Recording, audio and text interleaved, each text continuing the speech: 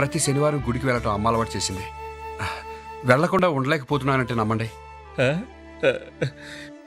దైవభక్తి, పెద్దల మీద గౌరవం అనేవి పుట్టుకతో వచ్చే జన్మ సంస్కారం లాంటివి. పెద్దలు చెప్పినా ఇలా పాటించాలనే గుణం ఎంతమందికి ఉంటుంది? రా నాయనా, కూర్చో. లేదండి, వెళ్తాను. ఇంకా విష్ణు సహస్రనామం పారాయణం చేసుకోవాలి. కాస్త కాఫీ తాగి వెళ్దువు గాని. ఒరే అప్పలాచారి, అమ్మాయిని కాఫీ తీసుకురామను.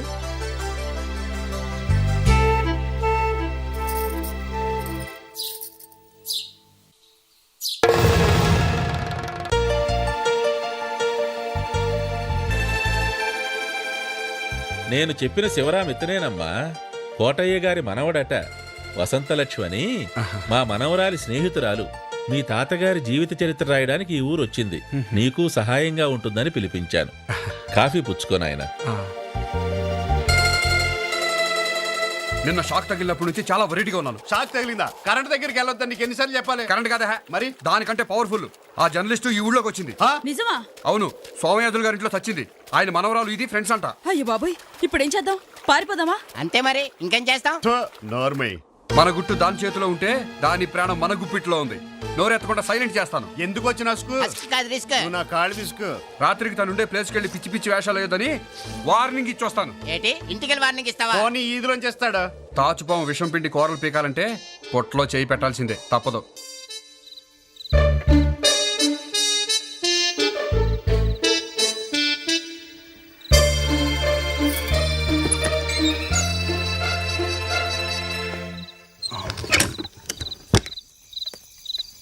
ఏంటి రాస్తున్నావు? కోటయ్య గారి జీవిత చరిత్ర? నువ్వా? అవును, నేనే. అసలు ఈ ఊరికి నువ్వు ఎందుకు వచ్చావో తెలుసుకోవడానికి వచ్చాను. చెప్పు, ఎందుకు వచ్చావు? నీకు అనవసరం, చెప్పాల్సిన అవసరం నాకు లేదు. ఓ ఐసి. పోనీ నేను ఎందుకు వచ్చానో చెప్పనా? ఏం అక్కర్లా, నాకు తెలుసు. కోటయ్య గారు మనవడిగా నటించి ఆస్తి కొట్టేయడానికి, అవునా? కరెక్ట్ గా క్యాచ్ చేసావు. 100% అదే ప్రోగ్రామ్. నీకెంత ధైర్యం? ఇప్పటికిప్పుడు సోమయాజులు గారిని పిలిచి నువ్వు కోటయ్య గారి మనవడి కావు, చిల్లర దొంగవని చెప్తే నీ గతే అవుతుందో తెలుసా? సరదాగా పిలిచుడు, ఏవద్దో చూద్దాం. పిల్లడువా? నువ్వు పిలుస్తావా, నన్ను పిల్లమంటావా? సోమయాజులు గారు, సోమయాజులు గారు అమ్మాయి వస్తున్నా. వచ్చేస్తున్నాడు. నీకేమైనా మెంటలా? మన ఇద్దరిని ఆయన చూస్తే ఏమవుద్ది? చాలా బ్యాడ్ అవుద్ది. ప్లీజ్, నీకు దండం పెడతాను, వెళ్ళిపో. ఏమైందమ్మా అక్కడ? వస్తున్నా. మళ్ళీ వచ్చేస్తున్నాడు. పోనీ మంచం కింద దాక్కో, ప్లీజ్. దాక్కోవడాలు దోచుకోవడాలు మనకు అలవట్లేదే. నా కోసం ప్లీజ్. తప్పదంటావా? తప్పదు. సరే, ఏం చేస్తాం? నువ్వు చెప్పింది దాక్కో. తప్పుతుందా? త్వరగా, ఆయన వచ్చేస్తున్నారు. అంత కంగారు ఎందుకు నీకు? మాట్లాడకు.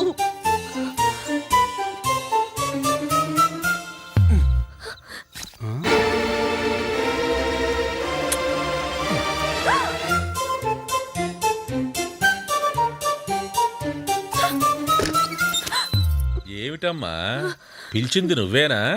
ఏదో మగవాడి గొంతులా వినిపించిందే. అబ్బే, నేనేనండి, నేనే. దేనికమ్మా కంగారు? ఏమైంది? ఏం లేదండి.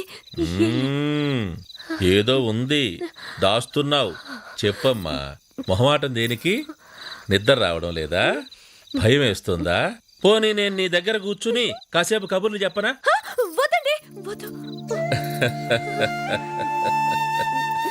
నా మనవరాల్లాగానే నువ్వు కూడా తమాషా పిల్లవి.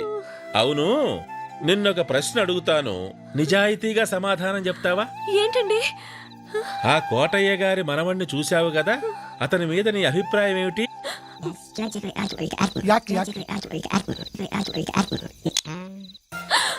అతను మంచివాళ్ళనే ఉన్నాడండి. ఆహా, తేలాల్సింది అతను మంచివాడా చెడ్డవాడా అనేది కాదు, అసలు అతను కోటయ్య గారి మనవడా కాదా అన్నది. సర్లే, బాగా పొద్దుపోయింది, నిద్రపో. నే వెళ్తాను, తలుపేసుకోమ్మా.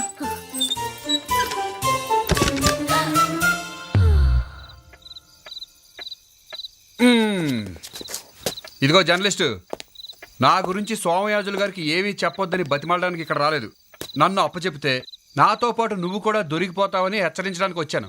అంచేత అతి తెలివితేటలకు పోయి ఇబ్బందులు పడకే, వస్తా. కోటయ్య గారి ఆస్తితో పాటు నీ ప్రేమను కూడా సొంతం చేసుకోవడమే నా లక్ష్యం.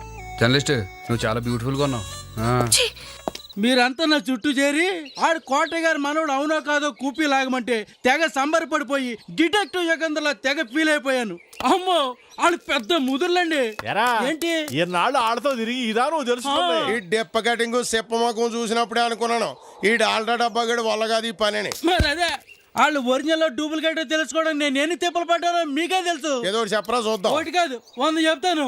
మొన్న వాళ్ళు ఏం మాట్లాడుతున్నారు ఇందామని కారణం గారు దొడ్డుకోటకి దూతే పంటలో తిరిగింది. బానే ఉన్నావు కదా సేమ్ పందలాగా. నువ్వు ఉండమ్మా ఎదవర్ణనా నువ్వును. మీ మాట అట్టుకుని అసలు శోభనే అవ్వలేదని నలుగురు దగ్గర దొంగడి పేర్చి జాయిన్ అయ్యానా? ఆ నలుగురు అది నిజం అనుకుని నేను అసలు మగోడే కాదనుకుని నాతో చెమ్మచెక్కలాట ఆడేసుకున్నారు. నీతో చెమ్మచెక్కలాట కాదు, కోతి కొమ్మచాట ఆడుకోవాలి. నేను మీ మనిషిని తెలియకుండా మేనేజింగ్ చేసేసరికి నా ప్రాణం పోయింది. నీ పెళ్ళం పోయిందా? ఎవరితోనో? ఎందుకు ఇలా డైలాగ్ ట్రావెల్ ఇచ్చేస్తున్నా? నాకు ముందు నుంచి వాళ్ళ మీద అనుమానంగానే ఉంది. వాడు కోటయ్య గారికి గాలం వేసాడు, రెండో వాడు కోటయ్య గారి మామిడి తోటకి లంగరేసాడు, మూడో వాడు మొత్తం ఆస్తిగా ఎసరెట్టాడు. వాళ్ళ సంగతి ఏందో చూడరా ఎదవా అంటే ఈ అరిగిపోయిన సబ్బు పిల్లగాడు వాళ్ళ ముందు గింగిరాలు కొడుతున్నాడు. అదిగో అదే వద్దనేది. మీరు మరీ నన్ను పేడలో పురుగులా చూస్తున్నారండి. మీకేం కావాలి? అసలు వాళ్ళు ఎవరు, ఏంటి, ఎందుకు వచ్చారు వగైరా వివరాలు కావాలి. సవరాలు కావాలా? అమ్మా. ఏం చేసుకుంటావు? ఊరేసుకుంటాను. జడేసుకుంటావా? బాగోదేమో. చిచ్చి ఆయన అవి దగ్గరికి వచ్చేస్తారు. అబ్బా ఓ అబ్బా ఏంట్రా బాబా. అరే ఏమిటి కుంటున్నావు? అయ్యో కాలికి రక్తం కూడా వస్తుందే.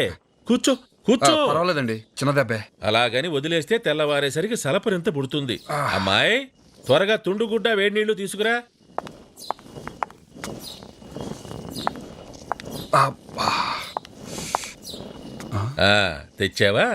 నువ్వా వేడి నీళ్లతో గాయం శుభ్రం చెయ్యి, నేను చూర్ణం తయారు చేస్తాను.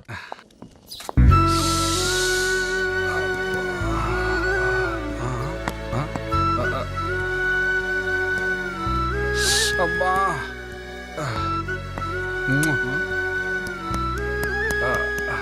ఏమిటమ్మా అలా చూస్తూ నిలబడ్డావు? నీకు అభ్యంతరం అయితే నేనే కడిగేస్తాను. మీ మనవరాలి ఫ్రెండ్ అలా అనుకునే మనిషి కాదండి. ఏమిట్రా భూతలింగం?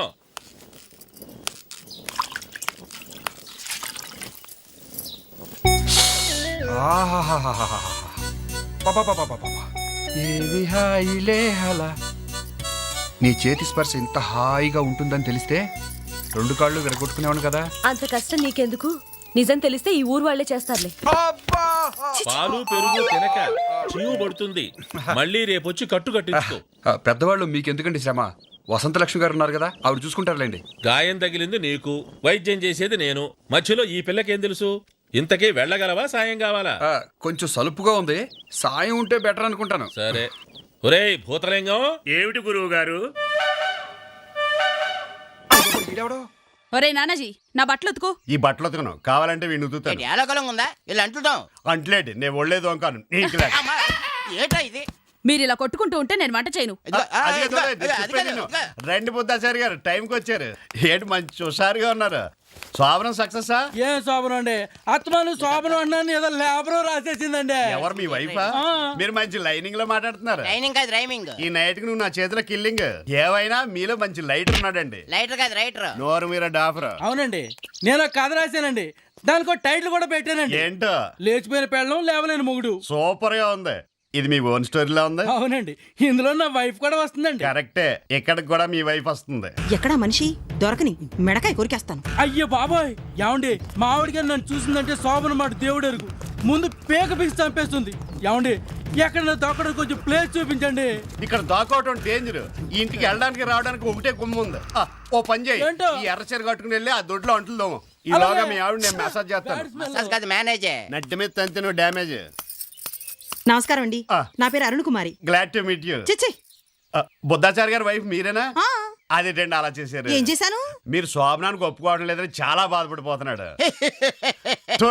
నోర్మై అంటే మా సుఖ సంసారం గురించి మొత్తం చెప్పేశాడా? మొత్తం స్టోరీ చెప్పేశాడు. వీడు పెద్ద స్వాతిలో సమాధానం ఇచ్చే సమరం అనుకుని మీ కథ మొత్తం చెప్పేశాడు. ఇక్కడికి ఏమైనా వచ్చాడా? వచ్చే ఉంటాడు. ఎక్కడ వాడు? అయ్యో ఎక్కడ?